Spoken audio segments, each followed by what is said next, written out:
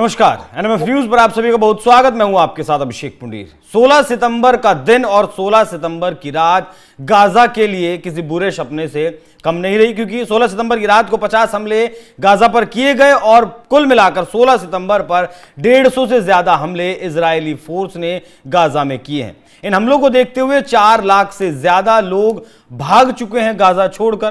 कुल जो आबादी है 10 लाख की आबादी वहां बताई जाती है और आधे से भी कुछ कम अब आबादी वहां बची है। आखिर इजराइल गाजा में चाहता क्या है? क्या जो ट्रंप ने कहा था ट्रंप सिटी बनाना वो प्लान है, या फिर प्लान कुछ और है कि पूरी तरीके से गाजा से लोगों को भगा देना है? मेरे साथ मौजूद है निपुण आलम बयान जी। सर, बहुत स्वागत आपका। थ्योरी बहुत सारी है, लेकिन असल में इजराइल की मानसिकता क्या है? इजराइल गाजा से चाहता क्या है? देखिए अभिषेक जी, थ्योरी की बात नहीं, हम जब प्रैक्टिकलिटी की बात करेंगे, और मैं प्रैक्टिकलिटी पे ज्यादा विश्वास करता हूँ ना कि थ्योरीज पे, है ना।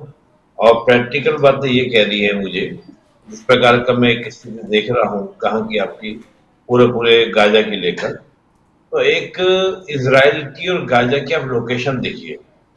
इजराइल जो है वो आपका 3 कॉन्टिनेंटल को आपस में क्या करता है, लिंक करता है। एक तो आपका यूरोप को, एक आपका एशिया को, और तीसरा आपका अफ्रीका को। 3 कॉन्टिनेंट को क्या कर रहा है, आपका लिंक कर रहा है, अटैच कर रहा है। ठीक है। और जब वो 3 कॉन्टिनेंट को अटैच करता है तो, और साथ ही क्या है, इजराइल जो है मेडिटेरियन सी के एक मुखाने पर है। वो वहां पर है मेडिटेरियन सी इतना इंपॉर्टेंट है यूरोप के लिए। अगर कोई मेडिटेरियन सी को ब्लॉक कर दे तो यूरोप जो है पूर्ण रूप से पूरी दुनिया से कट सकता है, खास तौर से एशिया और अफ्रीका से। अब इसके लिए क्या था, यूरोप ने क्या किया था कि मेडिटेरियन सी से एक कनाल निकाली थी जिसका नाम है सुएज कनाल, बहुत पहले, है ना। अब देखें ऑपरेशन के दौरान तो वो सुएज कनाल बनाई गई थी, जिससे क्या होता था कि यूरोप को एशिया से कनेक्ट किया जाता था। ठीक है। लेकिन पिछले कई सालों से हम देख रहे हैं कि सुएज कनाल में अब बहुत ज्यादा क्या है कि जहाज फंसने लगे हैं, क्योंकि नहर वो बहुत पुरानी हो चुकी है, और पुरानी होने के बाद अक्सर उसमें गाज जम जाती है। जो शिप्स हैं उनके साइज बड़े हो चुके हैं, उनको निकालने में दिक्कत होती है। तो उसके लिए एक अल्टरनेट रूट बनाने का प्लान है, किसका? अमेरिका का। अमेरिका चाहता है कि वर्ल्ड का जो पूरा रूट है उस पर उसका कंट्रोल हो। तो अब अल्टरनेट रूट कहां से निकलता है? तो आप अल्टरनेट रूट देखेंगे तो गाजा से निकल सकता है, जो इजीली हम क्या कर सकते हैं, सुएज कनाल का पूरा एक नया रूट तैयार कर सकते हैं। आप देखिएगा, अगर हम आज 2025 में बैठे हैं तो आपको 2 साल मैक्सिमम, 1 से 2 साल मैक्सिमम आपको लगेगा कि ये जो मैं आपको बता रहा हूँ, ये योजना धरातल पे दिखने लगेगी, ये बात चलने लगेगी कि हमको यहाँ से एक रूट निकालना है। आप कहेंगे आप गाजा को लेकर क्यों कह रहे हैं ऐसा? देखिए, गाजा के पास ऑलरेडी, अब देखेंगे तो गाजा के पास ऑलरेडी एक बहुत बड़ी क्या है, एक कहते हैं उसको बोलते हैं ट्रेंच जैसा है, मतलब यानी कि एक ऑलरेडी नहर को बनने की पूरी पॉसिबिलिटीज है। बहुत थोड़ा एरिया है जहां से आपको क्या करना है, कट करना है लैंड को, और कट करते ही ऑटोमेटिकली ओशन से क्या हो जाएंगे, कनेक्ट हो जाएंगे। तो आपका एक अल्टरनेट रूट सुएज कनाल से आपको जुड़ जाएगा। इससे ये होगा कि यूरोप की डिपेंडेंसी जो है वो पूर्ण रूप से अमेरिका और इजराइल के ऊपर हो जाएगी। तो ये बहुत बड़ी कॉन्सेप्ट पे काम चल रहा है। और देखिए होता क्या है कि जैसे हम जो चीज देख रहे होते हैं ना, वो चीज होती नहीं, वो बाद में हमको होती दिखाई देती है जब एक लंबा समय, एक लंबा अरसा निकलता है। तो मेन मैटर जो है वो अल्टरनेट रूट निकालने का है, जिससे पूरे एक जो नेविगेशन उस पर कंट्रोल किसका हो, आपका अमेरिका का, और यूरोप जो है वो अमेरिका के इन्फ्लुएंस में रहे, प्रभाव में रहे। बस इतनी सी बात है। अब इसको नहीं, अगर 7 अक्टूबर 2023 नहीं होता फिर उसके बाद कैसे गाजा को टैकल किया जाता, कैसे गाजा खाली करवाया जाता, या फिर कैसे उस रास्ते का ऑप्शन तलाशा जाता? देखिए, गाजा को लेकर हम देखें तो इनका पूरी कोशिश पहले से ये रही थी कि वहां पर इस प्रकार का प्रेशर क्रिएट हो, किस प्रकार की इंसिडेंट्स घटे। पहली बात। दूसरी बात, अगर नहीं होता तो जैसे वेस्ट बैंक में इन्होंने अपने कंट्रोल की सरकार बनाई हुई इजराइल ने, वैसे ही प्रयास था कि गाजा में भी क्या हो, आपका पूरा कंट्रोल वाली सरकार हो। और ये विचार अब का नहीं है, कई साल पुराना विचार है कि हम सुएज कनाल का एक अल्टरनेट रूट गाजा से होकर निकाल सकते हैं। हम्म। तो जो चीज हमको दिखती है, जो बड़े इक्वेशन सेट करने वाले लोग होते हैं, वो बहुत पूरी प्लानिंग करके सब चीजें करते हैं। अब बात क्या है कि ये बताइए कि 7 अक्टूबर के इंसिडेंट क्यों हुआ था? 7 अक्टूबर को आतंकी इजराइल में घुसे थे, लोगों को मारा था, क्यों उठाकर ले क्यों गए थे। क्यों किया था उन्होंने ऐसा? अब वो तो लंबे वक्त से चला ही आ रहा है। जिस तरीके से इजराइल लगातार ऐसा आरोप है कि गाजा की जमीन पर कब्जा कर रहा है, पैलेस्टीन की जमीन पर लगातार अपना प्रभुत्व दिखा ये रहा है। तो 19 ये तो 1948 से है पूरी कहानी। हाँ।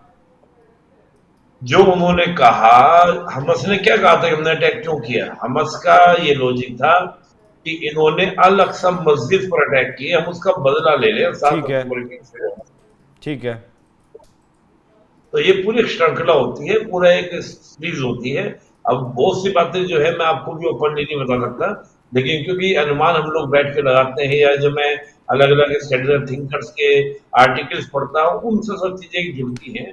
तो हम उन कड़ियों को जोड़कर अगर देखते हैं, जिसको लोग बोलते हैं ना कि एक श्रृंखला, एक सीरीज होती है, उन सीरीज का परिणाम ये आप देख रहे हैं आज। अच्छा, अब अगर इन लोगों की बात करें, गाजा में जो लोग रहते हैं लगभग 10 लाख लोग, 4 लाख लोग जा चुके हैं, 6 लाख 5 लाख लोग अभी बचे हैं। मतलब एक रास्ता बनाने के लिए 10 लाख लोगों की जिंदगियों को दांव पर लगाना कितना सही है? आप वो बात हमास कर एक रहे हैं आतंकी इसको। संगठन है, उसका सफाया इजराइल कर रहा है, ठीक है, लेकिन 10 के 10 लाख लोग तो हमास से जुड़े नहीं हो सकते ना। नहीं नहीं, देखिए क्या है, अगर आप देखिए होता क्या है, जब हम इंटरनेशनल पॉलिटिक्स की बात करते हैं ना, जी। तो इंटरनेशनल पॉलिटिक्स में दो चीजें कही जाती है, एक तो नैतिकता और एक हित। हम्म। तो नैतिकता बढ़ी या इंटरनेशनल ये राष्ट्रीय हित बढ़े, तो बड़ी बड़ी ही कसमकश वाली स्थिति में क्या मैं कहूंगा कि राष्ट्रीय हित के सामने होता क्या है कि नैतिकता दम तोड़ देती है। हम्म। अब बेंजामिन नेतन्याहू का कहना ये था कि जो गाजा के लोग हैं, ये सब के सब टेररिस्ट बन चुके हैं, रेडिकल बन चुके हैं। 7 अक्टूबर के बाद ही ये बेंजामिन नेतन्याहू कहना स्टार्ट कर दिए थे कि गाजा के लोग मोस्टली रेडिकल हो चुके हैं, पूर्ण रूप से हमस के चपेट में आते हैं, हमस के मेंबर बन चुके हैं। हम्म। तो ये क्या दिखाता है? नहीं, इसराइल तो हमास के लिए जो है कई 6 देशों पर तो हमला कर चुका है। टर्की पाकिस्तान अलग खौफ में है। बस अति जब तो नहीं हो हमस रही है ये, क्या? अति तो नहीं हो रही है इसराइल की। नहीं देखिए, अति की वाली बात नहीं है ना। देखिए मैं फिर कह रहा हूं आपको, आप इसको अगर नैतिकता के तराजू में देखेंगे, एक स्टेप से देखेंगे, तो इंटरनेशनल पॉलिटिक्स में ये नैतिकता नहीं चलती ना, जिस पर कि आप बात कर रहे हैं, अति हो रही है, ये हो रहा है, वो हो रहा है। कौन सामने आ रहा है? हम्म। क्या रशिया कम कर रहा है यूक्रेन के अंदर?